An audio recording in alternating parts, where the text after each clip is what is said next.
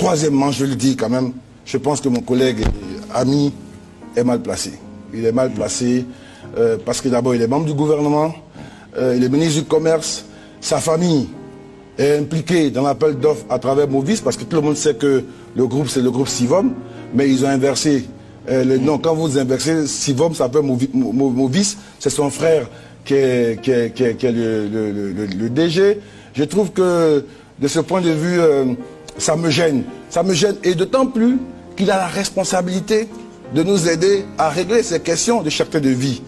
Parce que le groupe familial de M. Bion a des positions dominantes dans bien des secteurs, dans bien des filières de l'économie. Vous prenez le sucre, vous prenez l'huile, mais qu'il fasse quelque chose. Est-ce que vous iriez jusqu'à dire, comme quelqu'un, ministre, ça ferme sa gueule ou ça démissionne?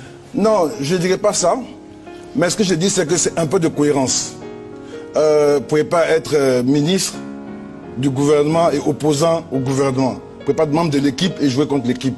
Ça ne fait pas bien. Ensuite, vous ne pouvez pas, dans son cas, hein, et ce qui porte beaucoup de contradictions, être candidat militant du PDCI, candidat du RDR au régional, après, il dit qu'il revient au PDCI. Je pense que, c'est un conseil, hein, il devrait lui-même tirer les conséquences de toutes ces contradictions. Ça donnerait plus de lisibilité à ce qu'il veut faire, à son action, à son agenda.